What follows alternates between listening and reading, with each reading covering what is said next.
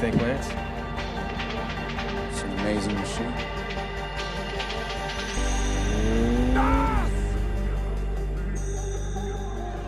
What are you smiling about? Dude, I almost had you.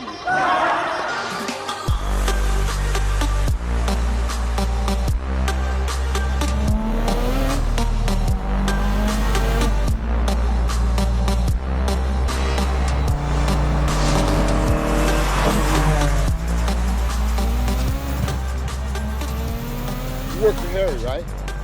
Yeah, just started. You were just fired.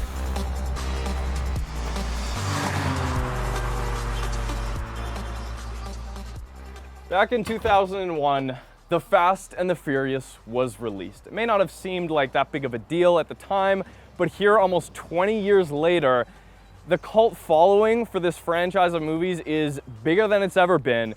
And that is exactly why here on Roads Untraveled, we're going to be bringing you this epic series featuring a number of the iconic hero cars from the movie.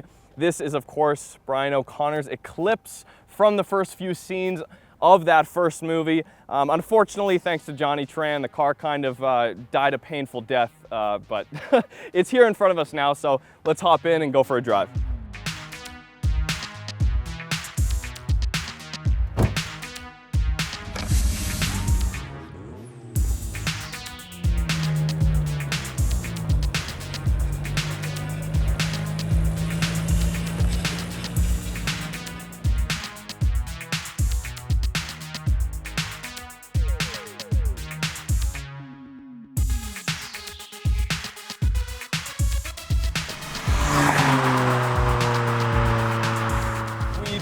Today with a very special car. This is a movie replica car. Of course, Brian O'Connor's second generation Mitsubishi Eclipse, obviously from The Fast and the Furious. The best Fast and Furious movie, the original, released in 2001, and as you guys obviously know, just fully inspired by the late 90s, early 2000s tuning culture and street racing culture of Southern California. Obviously very much exaggerated in that movie specifically, but here today we've hopped in a very special car, a tribute to Paul Walker, a tribute to Brian O'Connor's character. 1999 Mitsubishi Eclipse, second generation. Honestly, you guys, as far as I'm concerned, this is the best looking Eclipse. This is the only generation Eclipse I would want to drive, let alone own, period. Unfortunately, this is not the GSX model. So obviously in the movie, Brian O'Connor, or his alias, Brian Earl Spillner, drives a Mitsubishi Eclipse GSX, which, if you guys don't know, is the all-wheel drive version of the second generation Eclipse, powered by the Evo's 4G63. So this movie replica car has unfortunately, the 2-liter naturally aspirated inline-4, not actually built by Mitsubishi, built by Chrysler. So, gonna be honest with you guys, as far as the driving experience is concerned, great driving experience, but the engine, I mean, I think it's a 420A, definitely leaves a little bit to be desired.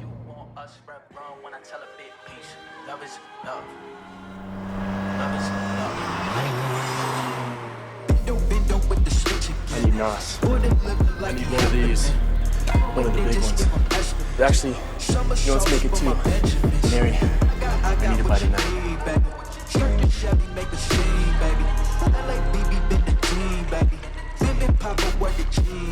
My name is Jorge Acosta, and I live in Edmonton, Alberta. Well, it's a dream.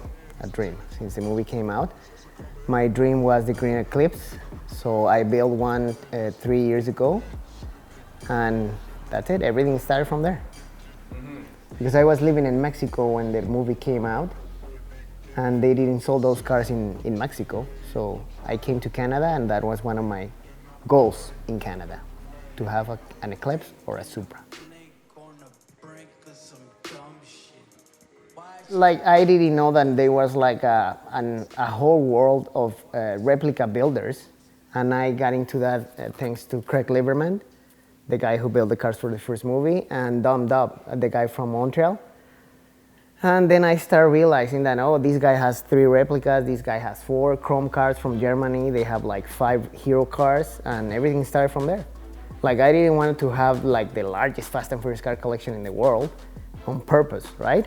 But then I started getting excited. I found this car, and then I found, like, for example, this Integra. They put it for sale on the internet, and it was a turbo car, and it was red. It was perfect for the replica, and I bought it. Same with the Honda, with the Jetta, with this RX-7. I got excited.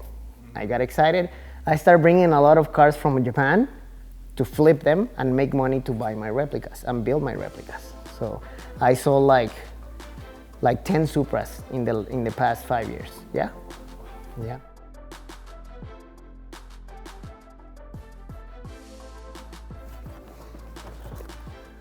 Okay, you guys, we're gonna take a little bit of a pause from the action right now to show you a couple details on this car that might get you very excited. So back in 2001, obviously the Fast and the Furious was released, and this was the first colorful vehicle you actually see in the film. It's the first vehicle you see in daylight in the film.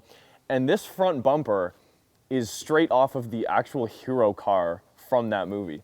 So it's pretty surreal to be standing here and, you know, this was the front bumper that was on the car Paul Walker was driving in that scene at Dodger Stadium in the beginning of the movie.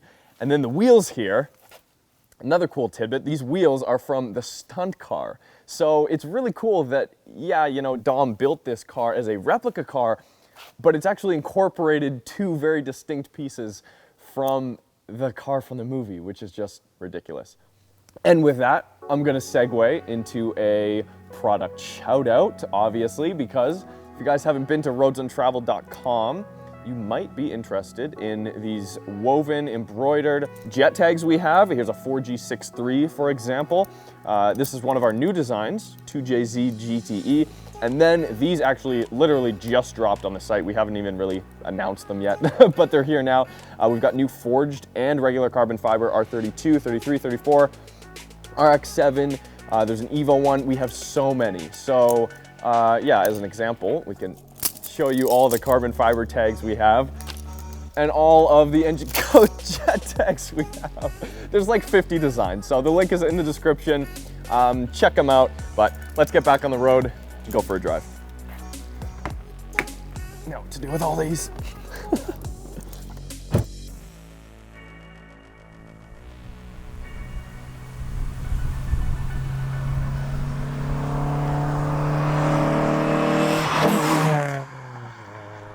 This car was built by a guy named Dom down in Montreal. I'm gonna put his Instagram up right now. You should definitely go follow him. He's built a bunch of Fast and Furious cars. And in fact, this one right here that the owner Jorge has bought and kind of added on a little bit to in the last little bit is actually signed by 2 very important people, Cody Walker, Paul Walker's brother, and then inside here, we've got Craig Lieberman's signature. So if you guys don't know Craig, I mean, he was basically hired on as a technical advisor for the first 2 movies, specifically because he had demonstrated before that. I mean, he owned a Mark IV Supra, the orange Supra, that was his, I believe. Also, the Nissan Maxima in the first movie, the blue Nissan Maxima, which I believe is actually a turbo car. Either way, it's signed by Craig Lieberman. He built a lot of those cars and he was on set for the first and second movies. So we've actually got a few little movie props here that really make this car special. Of course, Brian Earl Spillner, Arizona. So we got a license there. We got Brian Earl Spillner's license. And of course, we've got the infamous compact laptop here, which of course Paul Walker slams down in the middle of the race. Danger to manifold. And of course, you know, there's all the hilarity that ensues with like the floor panel falls out because there's danger to manifold because there's too much boost. Yeah, apparently that happened. Like I was saying, the first movie is almost 20 years old now. So came out in 2001. I was 8 years old when that first movie came out. And then when I finally did watch the movie, of course, I was hooked.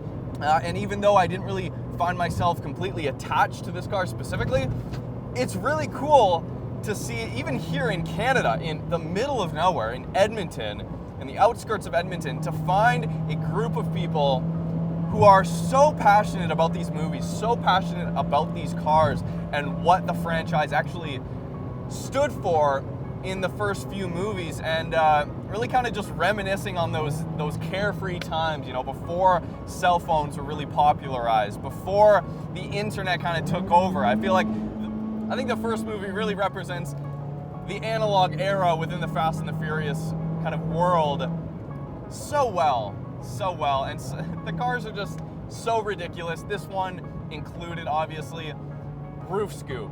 How sick is that? Full roof scoop on the top there.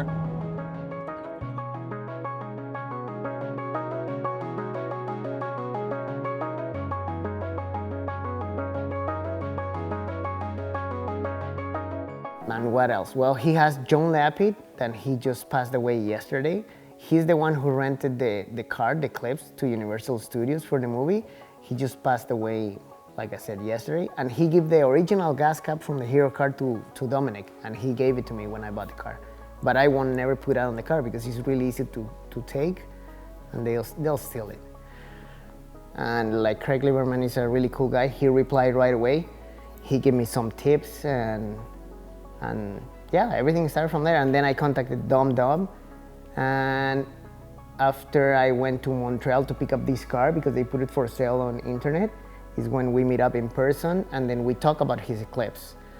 And after a couple months, he called me and he said, you know what, I want to buy my grandpa Corvette, so I'll sell you my Eclipse. And I bought it right away on the spot. I said, okay. So yeah, there's like a big world of replica builders, and that's what it got me more involved in this. Because I didn't know, like, there's a guy in Germany who has a beautiful S2000, Johnny Trans, and he has the Jetta too, and they're beautiful cars. We have a guy on Australia, his Instagram is James King Supra. He has the Supra, the Jetta, and the RX-7, beautiful cars. There's another guy on Los Angeles, the Vipers guy, his name is Shahar. He has the RX-7, the Eclipse, and the Spider, the convertible. And all those guys are my friends. He's the one who got me in touch with John to buy the Fast and Furious truck. Mm-hmm. So I made up new friends, and it's like the Fast and Furious family, man. That's what it is.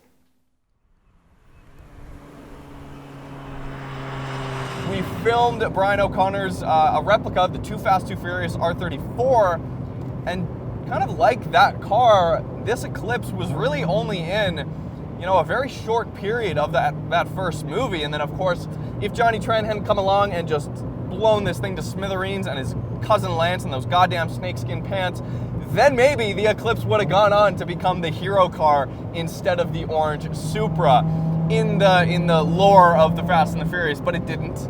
The Supra was in fact built. Now, the Eclipse GSX on its own, and I think this is why it's helped this car become a classic, or this Fast and Furious car become so popular, is because the Eclipse GSX, actually a really good car by all accounts. I mean, it's like an Evo that you want to be even more hot boy racer. So if an Evo's not enough hot boy racer for you, then you go with the Eclipse GSX. It's basically the exact same car, same all-wheel drive system, same engine, same transmission.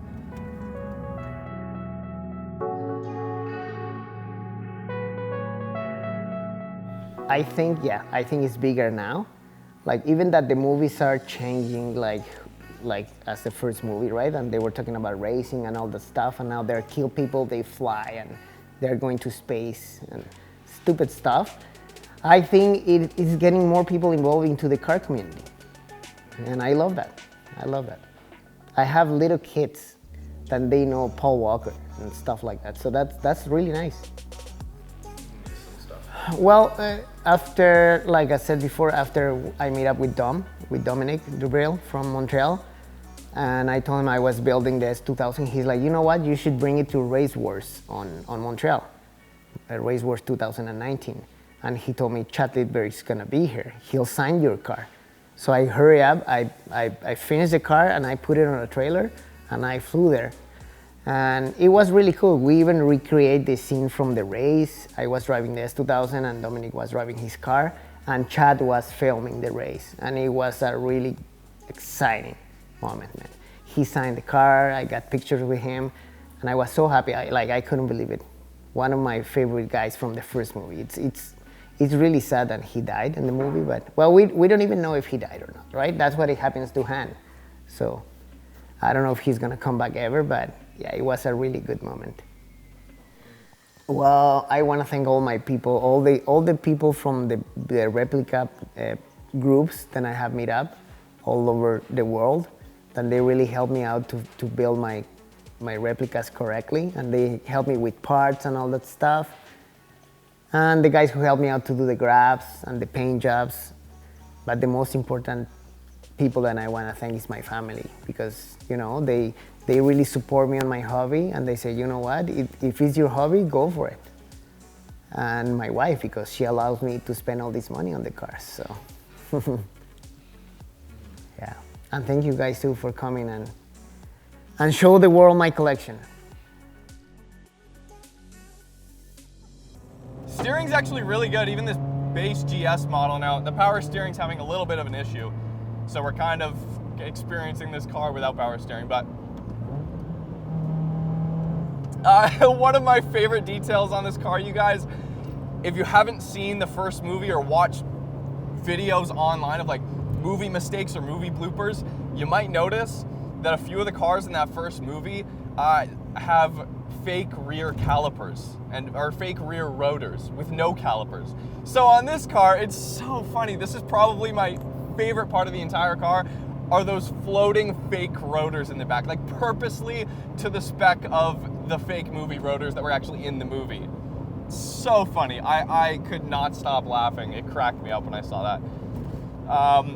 Anyways, you guys, thank you so much for watching. Hopefully you enjoyed this quick review on Brian O'Connor's Mitsubishi Eclipse. One day I would love to drive an actual GSX and give you guys a proper review on a GSX. But for now, thank you guys so much for watching, and subscribe if you haven't already. All the Instagram links for all these cars and everybody will be in the description. We'll see you next time.